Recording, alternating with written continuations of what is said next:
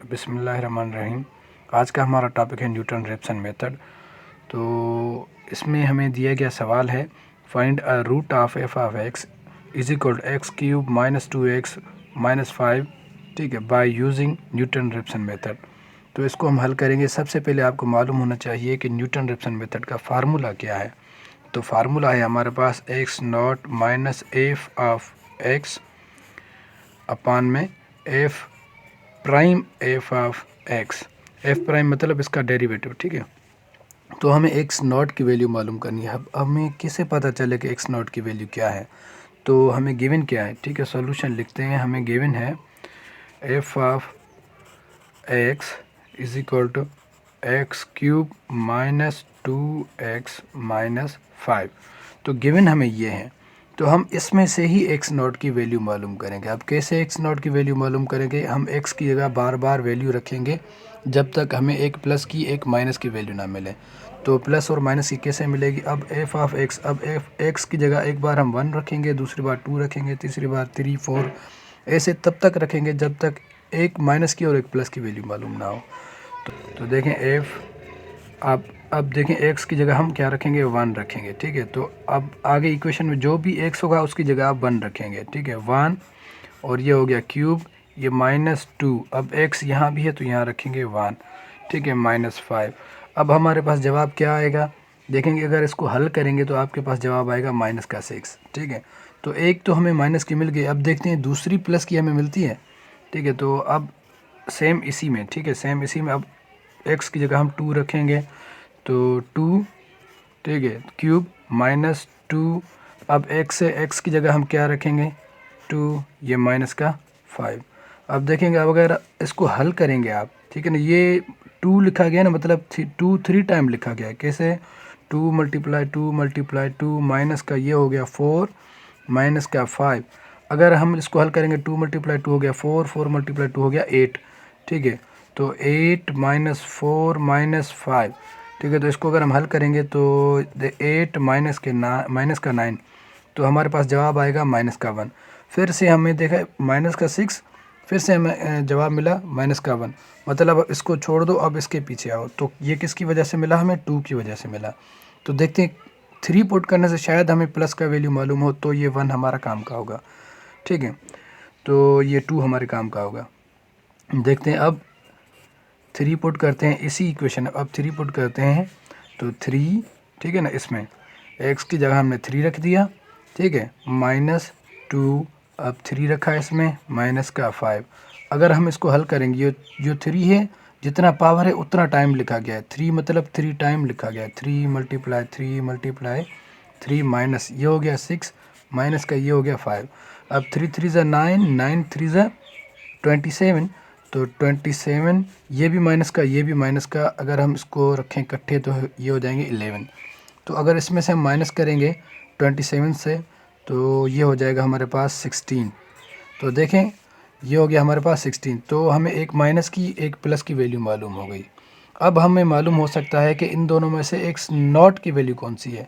अब हमें क्या पता चले? अब देखें, आपने ये देखना है कि इंटीजर नंबर में से 0 के नज़दीक कौन है, ठीक है। ऐसे चलते जाएं और ये ऐसे लिखें। ये लिखना नहीं है आपने, बस समझा रहा हूँ मैं आपको कि एक्स नॉट की हमें कैसे वैल्यू मालूम हो। अब देखें जो 0 के नज़दीक हो वो एक्स नॉट की वैल्यू होगी। 0 के नज़दीक -1 है या प्लस का 16 है। तो देखें आप, अब आपको तो पता है कि -1 ही 0 के नज़दीक है। तो -1 किसकी वजह से आया? 2 की वजह से आया।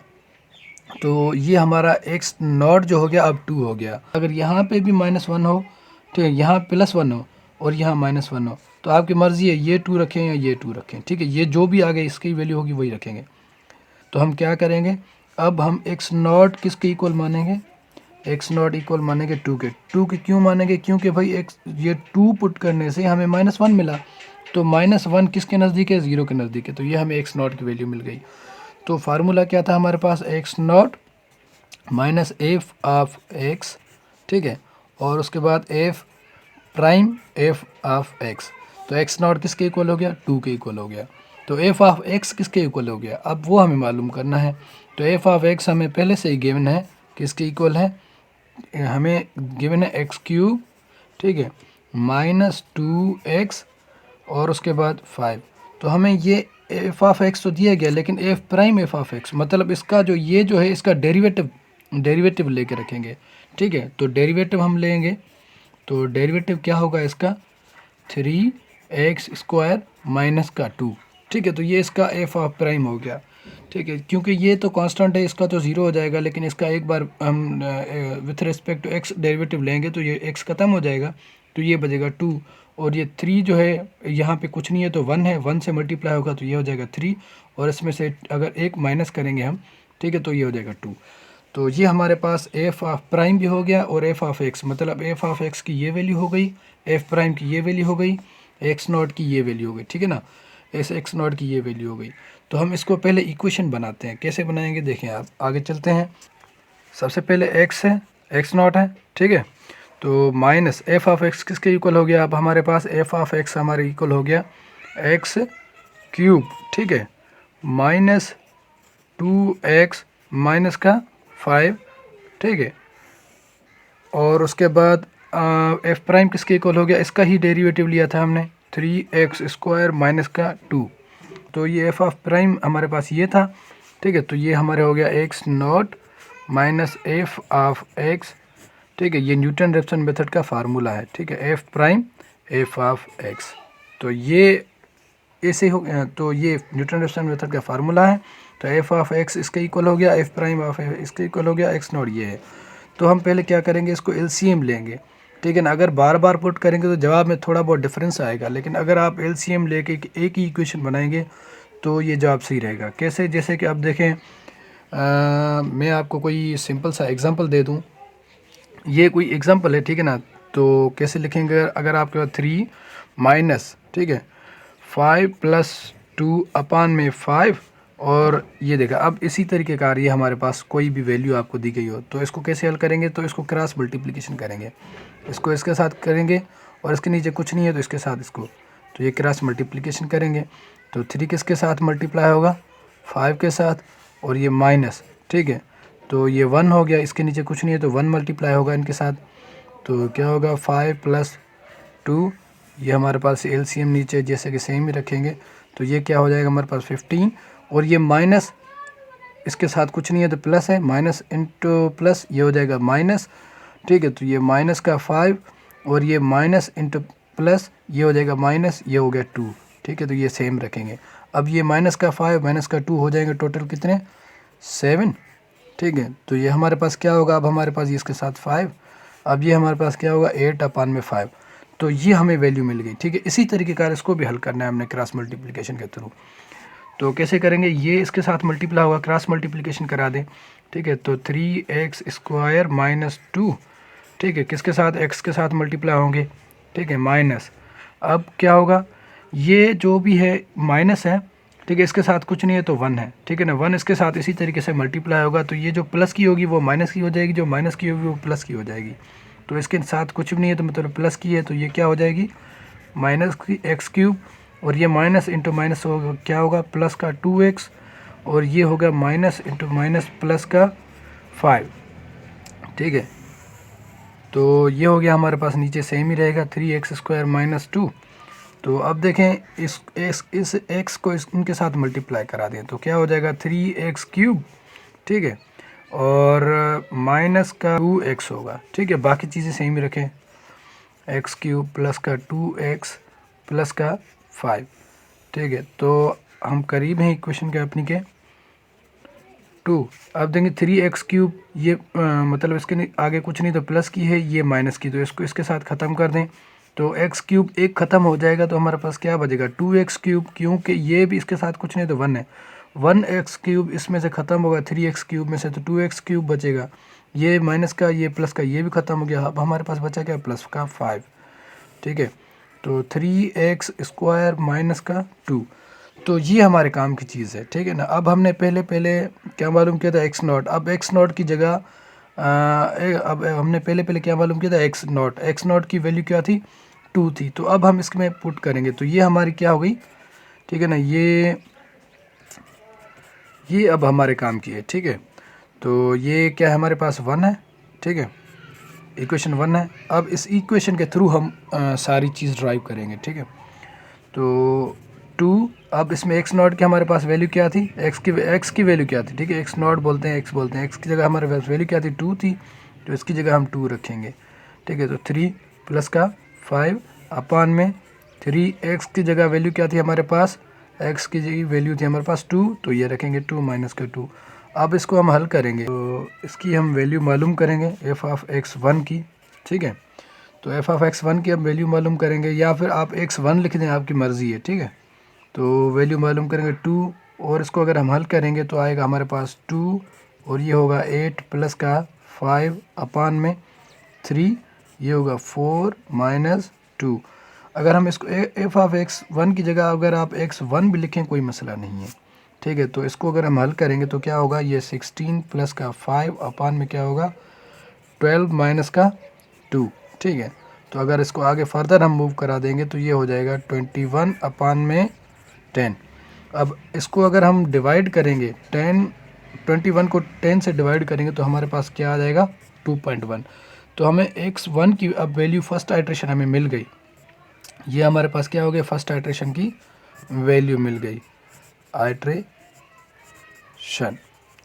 अब हम क्या करेंगे, इसी तरीके कार हम x2 की वैल्यू मालूम करेंगे। तो x2 की वैल्यू मालूम करेंगे तो x की जगह अब ये वैल्यू रखेंगे। अब x2 की वैल्यू कैसे मालूम करेंगे कि इसको बार बार ड्राइव करेंगे, ठीक है ना, ये बार बार इसमें पुट करेंगे x की जगह वैल्यू, तो ये होगा 2x3, ठीक है। तो x1 की हमें वैल्यू का क्या मालूम, इसकी जगह x1 लिखेंगे, ठीक है ना, ये x1 ये है, ठीक है। तो क्या करेंगे अब, प्लस का 5 अपान में 3x स्क्वायर, ये 1, ठीक है, ये हो गया माइनस का 2। अब जो x1 है ये मैंने 1 लिखा है, तो x1 मतलब ये है, ठीक है ना, x1 की वैल्यू यहाँ रखेंगे x2 में, तो रखते हैं हम, तो रखेंगे 2, ठीक है। ये x1 क्या है हमारे पास, ये वैल्यू है, ठीक है, 2.1, ये क्यूब प्लस का 5 अपान में 3। अब x1 क्या है हमारे पास, ठीक है, तो 2.1 है, ठीक है, तो स्क्वायर माइनस का 2। अब हम इसको हल करेंगे, तो हमारे पास जवाब क्या आएगा, इसको हल करने से हमारे पास जवाब आएगा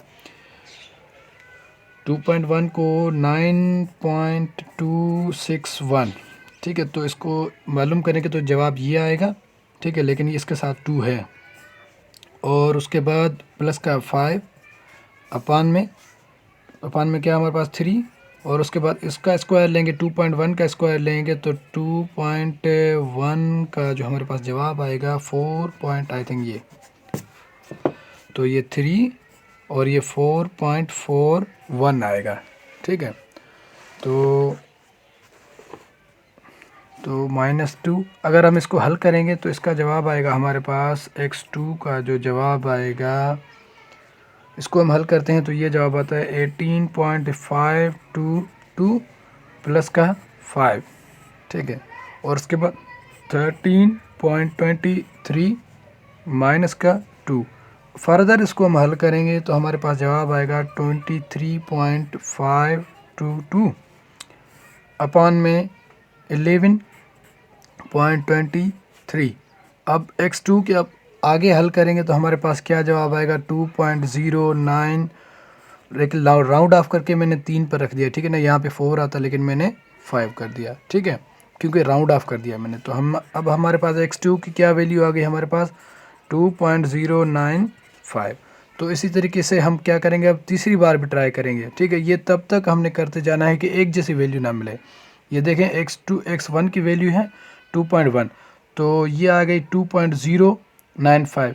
तो देखेंगे अगर तब तक ये हम करेंगे कि x की पॉइंट के बाद एक जैसी 2-3 एक जैसी वैल्यू ना मिले, ठीक है, एक जैसी वैल्यू मिलेंगी तो हम वहीं पे ख़त्म कर देंगे। तो चलते हैं आगे। अब हमें क्या चाहिए, अब हमें चाहिए x3 की वैल्यू। तो x3 की वैल्यू हमें कैसे मालूम होगी, x3 की वैल्यू हमें कैसे मालूम होगी, फिर से वही इक्वेशन हम दोहराएंगे जो हमने पहले इक्वेशन बनाई थी। क्या बनाई थी हमने, 2x³ प्लस का 5 और उसके बाद 3x² माइनस का 2। अब हम इसमें वैल्यू रखेंगे, कौन सी वैल्यू रखेंगे, x2 की वैल्यू रखेंगे, ठीक है ना, ये हो गए x2, ठीक है। तो x2 की वैल्यू रखेंगे अब हम x3 ठीक है। 2x x3 x2 की वैल्यू हमारे पास क्या थी 2.095। ठीक है, तो तो अब इसकी जगह हम x2 की जगह हम वैल्यू रखेंगे, x की जगह हम वैल्यू रखेंगे 2.095, ये होगा क्यूब और प्लस का 5। ठीक है, ये 3 और x की जगह हमारे पास x2 की वैल्यू क्या थी हमारे पास, ये देखें 2.095 स्क्वायर माइनस का 2। ठीक है, तो अब हम इसको अगर हम इसकी जो इसका क्यूब है, ये क्यूब है हमारे पास, ठीक है, इसका क्यूब करेंगे हम, x3 का क्यूब हमारे पास क्या होगा 2, x3 का क्यूब हमारे होगा, आई थिंक मैं कैलकुलेटर में से एक ना निकाल लेता हूँ या फिर पहले से लिखे हो मैंने, तो इसका क्यूब होगा 9.195 और उसके बाद प्लस 5। ठीक है, उसके बाद ये हो गया 3, इसका हम स्क्वायर लेंगे तो होगा 4.3, ये 4.389। ठीक है, मैं राउंड ऑफ करके काफ़ी सारी चीज़ें लिखता हूँ तो आप समझ जाना। ठीक है, राउंड ऑफ कैसे होता है ये आप पढ़ लेना। उसके बाद x3 ये किसके इक्वल होगा 23.39 अपान में 11.167। ठीक है, तो ये हमारे पास, अब इसको अगर हम डिवाइड करेंगे तो हमारे पास वैल्यू आएगी 2.095। फिर से सेम वैल्यू आ गई, तो हमें याद रखना है को, फिर से सेम वैल्यू आ गई, तो ये हमारे x3 की वैल्यू क्या हो गई 2.095। तो नोट याद रखें कि if the answer of two roots is the same,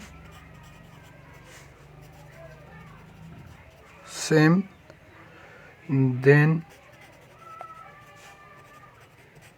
only yes is your